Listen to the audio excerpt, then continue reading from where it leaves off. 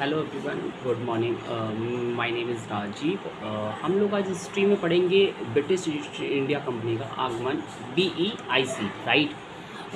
तो आप लोग प्लीज़ मेरे चैनल को लाइक और सब्सक्राइब कमेंट जरूर करें, प्लीज़ प्लीज़ प्लीज़, राइट। हम लोग आज इसके बारे में अच्छे से अध्ययन करेंगे, ध्यान से समझते रहना, और अपने कॉपी में लिखना चाहें तो लिख सकते हैं, राइट। या पुश करके आपको जहाँ पे भी पिक लेना है वहाँ पे आप पुश करके ले सकते हैं, राइट। तो पहले पढ़ते हैं ब्रिटिश ईस्ट इंडिया कंपनी। जो ब्रिटिश ईस्ट इंडिया कंपनी थी 31 दिसंबर 1600 ईस्वी में आई थी। कब आई थी? 31 दिसंबर 1600 ईस्वी में आई थी। इसका उद्देश्य क्या था? कपास, यानी कपास मतलब वस्त्र व्यापार करना था। इसका जो कपास से बने हुए वस्त्र थे उसका क्या करना था, इसको व्यापार करना था। और नंबर 2 क्या था? मसाले। ओके, जो हम लोगों ने इससे पहले वाले चैप्टर में पढ़ा था, ठीक है ना। जो नहीं देखा हो तो आप लोग देख लीजिए पहले वाली वीडियो से पहले वाली, राइट। BEIC जो भारत आई थी, है ना, कब आई थी? 31 दिसंबर 1600 ईस्वी में आई थी, राइट। कब आई थी? 31 दिसंबर 1600 ईस्वी में आई थी। इसके जो कुल साझेदार थे वो कितने थे? 217 लोग थे। 217 लोग थे। अनुमति जो प्रदान की गई थी महारानी एलिजाबेथ ने की थी। इनकी जो अनुमति जो उसने दी थी, जो इनका नाम था महारानी एलिजाबेथ। क्या नाम था? महारानी एलिजाबेथ। 15 वर्षों के लिए अनुमति पत्र दिया था। 15 वर्षों के लिए अनुमति पत्र दिया था। किन्होंने दिया था? महारानी एलिजाबेथ ने दिया था। पूर्वी देशों के साथ व्यापार करने के लिए उन्होंने कहा था। किन्होंने कहा था? महारानी एलिजाबेथ ने कहा था। 15 वर्षों के लिए अनुमति दी थी, अनुमति पत्र दिया था, और पूर्वी देशों के साथ उन्होंने व्यापार करने की अनुमति प्रदान इनको की थी, राइट। जब भारत आने वाला प्रथम जो अंग्रेज़ था, कैप्टन मिडल हटन था। कैप्टन मिडल हटन था। भारत में प्रथम आने वाला जो प्रथम अंग्रेज़ जो था, कैप्टन मिडल हटन था। 1597 में आया था। कब आया था? 1597 में आया था। एलिजाबेथ का समकालीन मुग़ल सम्राट जो था वो क्या नाम था? उसका नाम अकबर था। कौन था? महारानी एलिजाबेथ का जो समकालीन मुग़ल सम्राट था उसका नाम था अकबर। किसका था? अकबर था। इनका समकालीन अकबर मुग़ल सम्राट जो था, कौन था? अकबर था। अंग्रेज़ों कंपनी की देखरेख के लिए, अंग्रेज़ी जो कंपनियाँ थी उसकी देखरेख के लिए 26 सदस्यों का कोर्ट ऑफ डायरेक्ट बनाया गया था, जिसे निर्देशक मंडल कहा गया था। अंग्रेज़ों ने अपनी कंपनी की देखरेख के लिए 26 सदस्यों का कोर्ट ऑफ डायरेक्ट बनाया गया था, जिसे निर्देशक मंडल कहा जाता था। ओके, निर्देशक मंडल कहते थे। ओके, यूरोपीय कंपनियों के लिए किस देश पर निर्भर थे? ये इंडोनेशिया पर निर्भर थे। यूरोपीय जो कंपनी मसालों के लिए जिस देश पर निर्भर हुए थे, ये इंडोनेशिया पर निर्भर हुए थे, ठीक है ना। मसालों का पुंज कहा जाता है, जिसे मसालों का पुंज किया जाता है, ठीक है। चीन है चाय, अफीम, तेज, रेशम से है। श्रीलंका है मोती के लिए है। रतनदीप का है। भारत कपड़ों के व्यापार के लिए है। 1660 ईस्वी में अंग्रेजी सम्राट जेम्स प्रथम बना था। 1660 में अंग्रेजी सम्राट जो बना था, कौन बना था? जेम्स प्रथम बना था। 1660 में कौन बना था? जेम्स प्रथम बना था। जेम्स प्रथम का समकालीन मुगल सम्राट जो था जहांगीर था। जेम्स प्रथम का समकालीन मुगल सम्राट जहांगीर था। कौन था? जहांगीर, ठीक है। ये याद रख लेना, इंपॉर्टेंट क्वेश्चन, ये काफ़ी इंपॉर्टेंट पेपर में आ चुका है। जहांगीर के दरबार में जेम्स प्रथम का दूत जो आया था उसका नाम था हॉकिंस। कौन आया था? हॉकिंस आया था जहांगीर के दरबार में। प्रथम जेम्स प्रथम का जो दूत था उसका नाम था हॉकिंस। क्या नाम था? हॉकिंस। ये अच्छे से याद रख लेना। कैप्टन हॉकिंस उपाधि जो दी थी इनको, कैप्टन हॉकिंस को जो उपाधि दी थी, अंग्रेजी खान की उपाधि दी थी। कैसे दी थी? अच्छा, तो एक राजा थे, उन्होंने कहा कि ये गए वहाँ पे हमारे, उन्होंने कहा कि जेम्स कि तुम कौन? तो उन्होंने कहा मैं एक उस इंग्लिश में बोला, जिससे कि कुछ भी बोला कि आई एम जे ये डैश बोल के बोला। तो उन्होंने कहा कि ये कौन सी लैंग्वेज, ये कौन सी भाषा है? तो उन्होंने कि ये इंग्लिश लैंग्वेज है, इंग्लिश।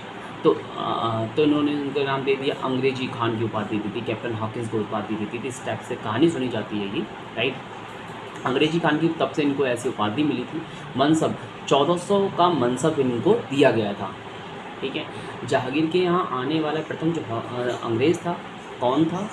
Captain Hawkins. ये अच्छे से याद रख लेना। 1608 ईस्वी में आया था। फारसी का ज्ञाता था। और ये ज्ञाता किस चीज़ का था? सबसे ज़्यादा ज्ञाता था ये फारसी का ज्ञाता भी था, राइट। 1615 में जहांगीर के दरबार में टॉमस रो नामक दूसरा अंग्रेज आया था। 1615 में कौन आया था? जहांगीर के दरबार में टॉमस रो नामक दूसरा अंग्रेज आया था। टॉमस रो नामक दूसरा अंग्रेज आया था। और टॉमस रो को कंपनी खोलने की अनुमति दी गई थी। टॉमस रो को कब दी गई थी खोलने की कंपनी? 1615 में दी गई थी। जहांगीर के दरबार में टॉमस रो नामक दूसरा अंग्रेज आया था। टॉमस रो को कंपनी खोलने की अनुमति मिली थी। अंग्रेजों ने पहली फैक्ट्री जो खोली थी 1613 ईस्वी में सूरत में खोली थी। ये चीज़ याद रख लेना, बहुत ही इंपॉर्टेंट है, पेपरों में काफ़ी बार आ चुकी है। अंग्रेजों ने पहली फैक्ट्री जो खोली थी 1613 ईस्वी में सूरत में खोली थी, राइट। टॉमस रो 3 वर्ष तक जहांगीर के दरबार में रहा था। 3 वर्ष तक कहाँ रहा था? जहांगीर के दरबार में रहा था। कौन रहा था? जहांगीर के दरबार में कौन रहा? Thomas Roe.